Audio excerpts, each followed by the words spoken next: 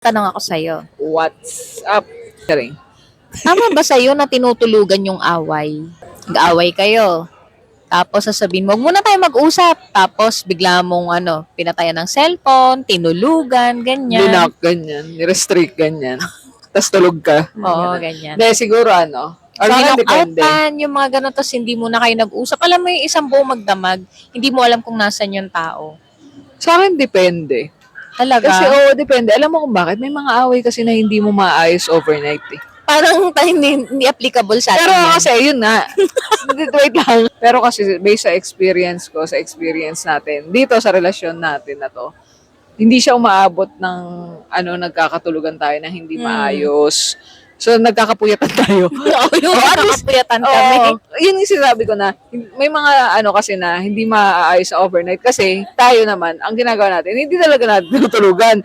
Kaya yung overnight na yun, nagagawa nating ayusin. Pero ang totoo nun, Tumawid madaling na siya araw ng na. araw. Tumawid na siya ng Madaling kinabukasan. araw na, inaayos pa Wala pa rin natin, gusto di ba? magpatalo, Parang ganon. ganon. So, sa iba kasi, medyo matagal maalis yung galit, inis nila eh. Okay lang ba yung gano'n na, halimbawa, meron kang friend na lumapit sa'yo. Alam mo, tinulugan niya kasi yung away namin eh.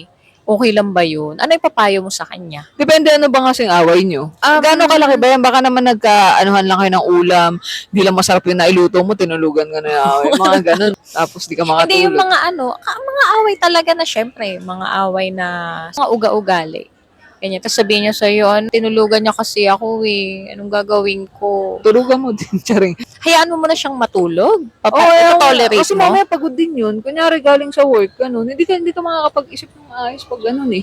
May mga i-consider ka din, hindi porket sinabi na huwag mo tutulugan yung away nyo, ganyan-ganyan. Hindi porket ganun. Laging ganun yung gagawin na huwag magtulog. Lumaki bag mo nun, charing. Ayaw pang tantanan ng Rat-rat Kuda. mo. Oo. Kasi may mga tao kasi na the more na kinukulit mo sila, the more na naiinis sila. Oo. May mga gano'n. Hayaan mo lang. Dadating yung time na siya magre-reach out sa'yo pag okay na siya. May gano'n. Hayaan mo muna Oo, ako. kasi Ganyan, meron diba? yung May lumala ganun. Halimbawa, nag-away kayo, tapos nagpahinga muna siya sa bahay, tapos kinulit mo pa ng kinulit. Ang ginawa niya, lumabas, uminom. Kasi ayaw mo pa rin tantanan eh. Ngayon, ayaw mo pa rin siyang bigyan ng space to think. Ang gagawin niya, hindi na umuwi. 'Di ba? Nag-overnight na sa kung sino man, sa barkada, ganyan. Oo. Ayaw mo pantantanan. Nagkaroon na ng ibang kausap. Alam mo, palalim ng Oo. palalim. Kasi hindi ka nakakagaang ng kaunti. Minsan yung silence, nakakatulong din yan, no? Oo. Pero hanggang kailan mo kaya pwedeng i-tolerate yung mga ganyang Alam mo kasi, depende kasi yan kung paulit-ulit ilang yung- araw, ganyan? Oo, tsaka yung mamaya, yung sobrang tagal na yung Baka may away iba nyo, ng 2 kausap. days, 3 days. Medyo mahirap na yan eh.